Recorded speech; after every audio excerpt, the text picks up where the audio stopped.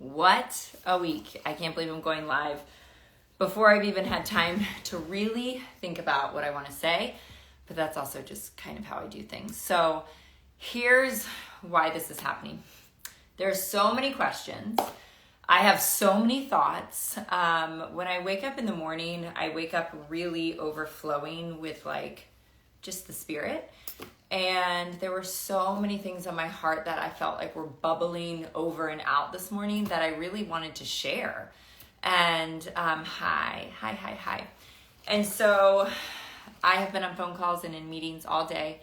I literally just finished one a couple minutes ago and I was like, screw it, we're going live. So this is actually what I'm going to turn into my podcast episode, because I also have not had time to get into the podcast studio this week. I had to cancel my whole week just to find my life, right?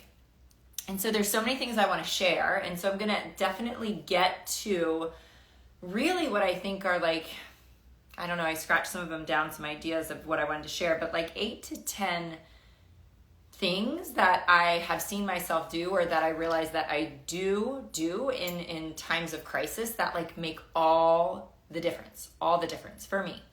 And I really want to pass those on, because I'm I see so many people struggling in life, in my circles, especially this week. And I always just want to pass along what's working. That's the whole premise of my life. And so this is going to turn into a podcast episode, but I figured, screw it, I'm just going to go live on Instagram and just start talking. Also share with you a little bit about what in the world has happened this week, because I think there are quite literally hundreds of messages in my DMs that I can't get to that are what happened? How are you? Are you okay? And I kind of want to tell you the story of that. So Monday, one of my best dearest friends jokingly always calls me the prophet. But I really do have the gift of, I believe, prophecy of just knowing things.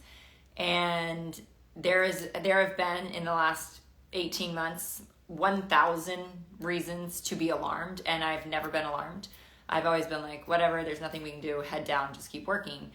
And Monday morning, I absolutely knew before it was official that BODi was going to be pulling the plug in the network. Obviously, this was not probably the most prevalent question I got asked was the rug pulled out from under you? Did you know this was coming? And I'm yeah, we've been trying to save the sinking ship for the last almost 2 years.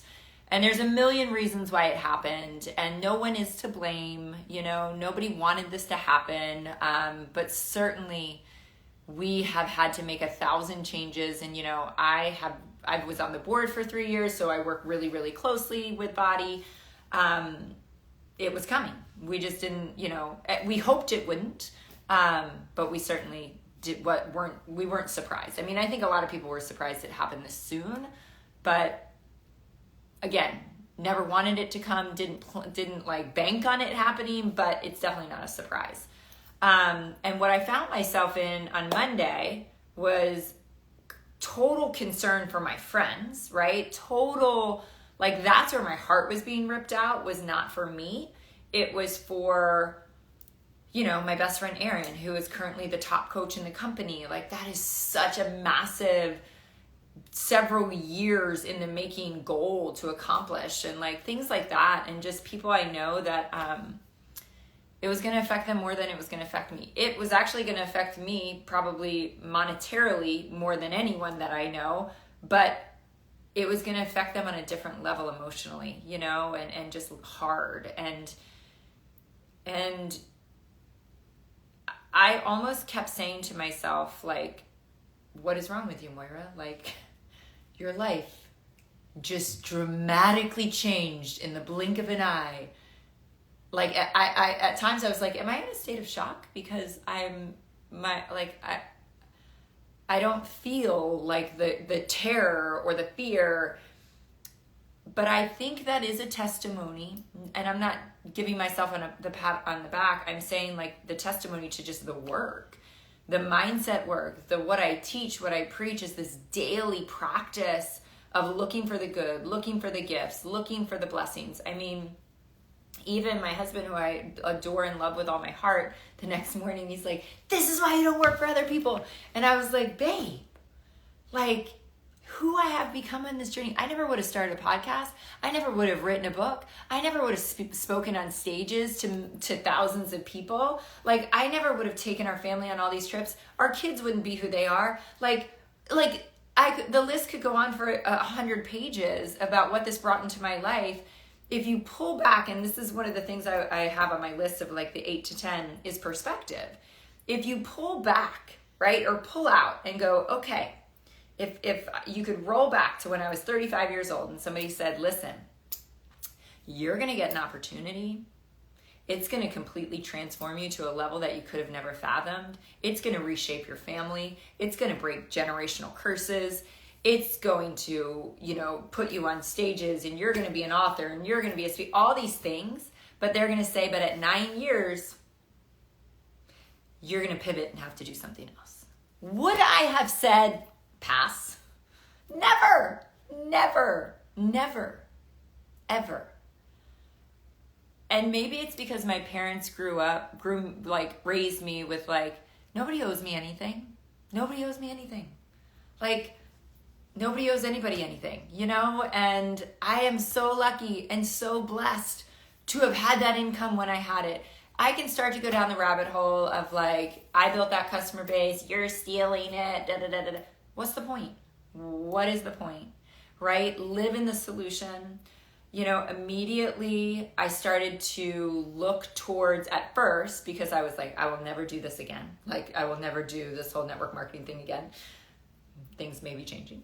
But at first I was oh, this is, what do they say? The rejection is God's protection. Rejection is God's redirection, right? And so it was wow, I'm having all this space open up for me to go pursue what I have been trying to pursue but haven't had time to pursue. All of these things. And so that I know, and I know this from a psychological standpoint and a brain science standpoint, that when you are in crisis, having a future, having a compelling future that you're focused on makes all the difference. All the difference, because it is like a life raft that you just grab onto and you're this is where I'm going. This is where I'm at. This is where I'm going. And so I was able to do that right away. And of course it's been exhausting. I feel like I have been put through a keyhole, but even though I haven't had a mental breakdown or emotional breakdown or any of that, it's just exhausting. It's exhausting to carry the weight of what's happened. It's exhausting to carry the weight of a responsibility for other people and what's going on in their life. And what I will say is this, 2 things. And then I want to get to the list. I will share a lot more in January, or maybe not. Actually, I probably won't. Right when we're really truly on the other side of this, I would never badmouth anyone. I mean, you just heard what I said. What's the point? There's no point. But maybe I'll share more in the future, but right now I'm just focused on what's ahead of me. And I will say this, that, never say never. Well, let me kind of paint the picture of the network marketing landscape. So when I came into BODi 9 years ago, I said, and I still always stood by throughout all of those 9 years, that I would never do a network marketing company, meaning I personally, yes, Brenda Lewis, I personally don't want to sell earrings or face scrub or, oils or any of that. I never want to do it. Never, ever, ever. BODi, I've always believed and held in my heart that it was a completely different business in that umbrella, yes, but we coached people. We talk to people all day long about their goals and their fitness and their nutrition and their habits and their mindset and all of this stuff.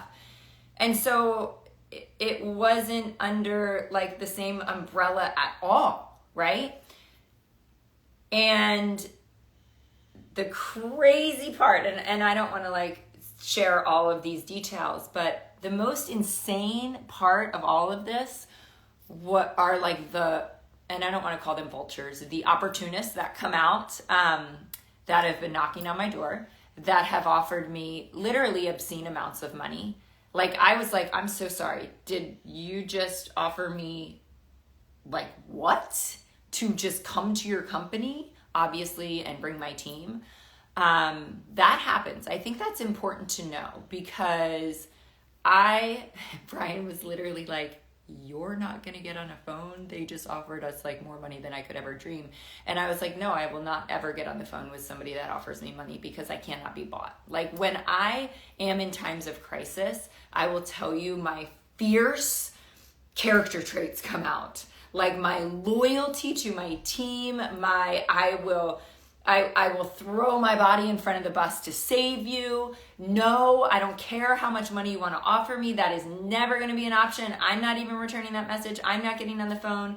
But that's what happens a lot of times, right? I didn't even know that, because sometimes I've looked at people and been like, oh, I guess I trust them, so I guess this must be an amazing opportunity. Sometimes, not all the time, that opportunity has been bought.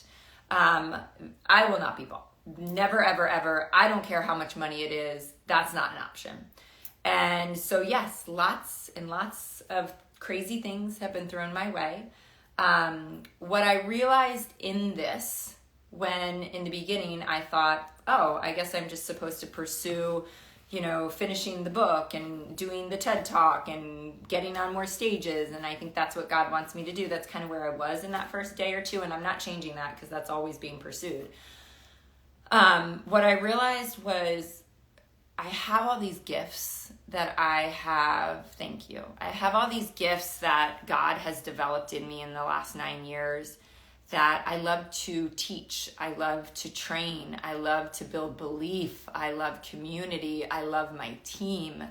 I love being a champion of women. I love helping women find belief and giving them the skill set to completely rewrite their lives, right? And I can go speak on stages and I can put all those things in a book, but you can't take away from me the opportunity to work in that atmosphere. And so this feels, in a way, very similar but radically different than when COVID happened. When COVID hit, and I was really flashing back to this the other day, because we all think like, oh, COVID. But there was a season of COVID in the first month or two that was absolutely terrifying and life-threatening, right? And we were seeing thousands of people lose their lives, and we didn't know what it was going to look like, and we were so scared. And what came out of me in my team of women, and what I was able to pull out of people when they all wanted to crumble, was miraculous. That what we were able to do together. And that was the year we actually became the top team. And it's because of the way that we rose in the face of adversity. And it was like God tapped me on the shoulder and was like, don't leave your people. You got to do this again. And I was like, oh, yeah, I will never leave my people. So that's where I'm at. There's, an opportunity that is so radically different, because, again, I don't have any desire to go work for this company or that company or your company or her company. I personally just am not even entertaining it, and some people might think that's silly and foolish, but I just know in my gut, and again, I'm super intuitive, like, it's not an option. It's not an option. I don't want to go peddle products and push things around, and there's a different way, and I found that different way, I think, and I'm really excited about the future. So what is insane to me, what is absolutely insane to me, is that my entire income was taken away on Monday night. Again, not necessarily a shocker. Yet, this morning I woke up with more excitement, more hope, more joy, more energy than I have probably felt in the last 2 years for the future. And that, in fact, the golden handcuffs that had kept me trapped for a while are gone. And I'm so excited about the future. I've never been more excited about my future ever.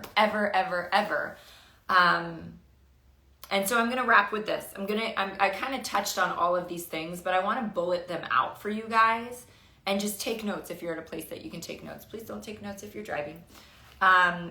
But one of the things this week, like I remember waking up Tuesday morning and getting up at 5:15 and going to do my morning process and going to do my prayer and my visualization and my workout. And I think my husband was like sleep, you're like, our life just got turned upside down. And what I know more than anything, and my mom taught me this when I was younger, is that when things get the hardest is when you have to do the hard things. Like when things get the hardest, you don't cut the corners on the exercise and the sleep and the eating clean and the rituals and the prayer and the meditation. You lean in harder, right? Like it's so natural for us to cut the corners, but we have to do the opposite. And so rituals, super important. I spoke about this the whole time I've been speaking. Live in the solution. That comes from AA, right? I learned that when I was 21 years old when I got sober. Live in the solution, not the problem. So talking about the problem, complaining about the problem, talking about how bad people are and how much you got screwed over, if that's what you think, doesn't do anything for anyone. It doesn't move the needle for you. Only living in the solution and taking action does. Journal. I had to just dump a lot of these thoughts out, right? Just dump and dump and dump and dump and dump. Seek counsel. Remember when I said that on Monday morning, one of my best friends called me and said, "Hey, are you worried?" And I said, "Worried about what?" Because I hadn't seen anything yet. And she sent me a screenshot and I just knew in that moment. And I said, "Let me call you back." And the first thing I did was pick up the phone. The first thing I did in that instant was call a friend that I knew had walked through this, right? So it's so important whether you're walking through the death of a loved one. When my sister died, I only wanted to talk to people that had lost a sibling. When I got sober, I only wanted to talk to people that had gotten sober. You have to talk to people that are walking the path that you are getting ready to unfortunately embark on, right? And that was the first phone call I made. Oh my God, this is what's happening. And I was able to hear from somebody that's been through it. I got you. You're going to be okay. And I've been able to continue to lean into that. So seek counsel, but from people that have been through it before. Don't forget God. My mind can get so busy in the crisis of whatever it is that, or if, say I'm trying to make a really hard decision.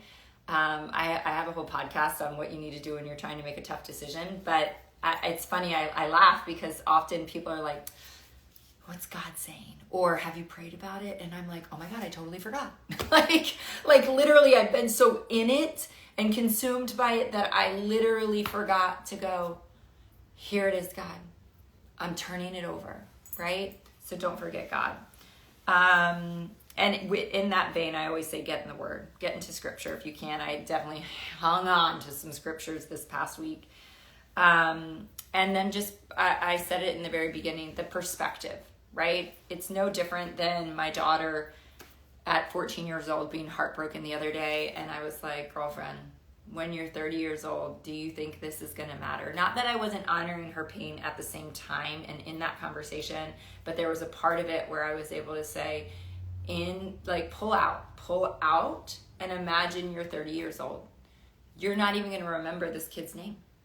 And she was able to get that perspective and just step out of the pain a little bit. And for me, it's like, and I'll tell you this, and I'll be vulnerable and transparent, apparently, because that's where we're at.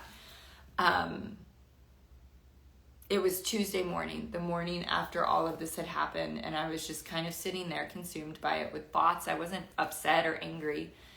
And my mom texted me from assisted living, where we have called in hospice.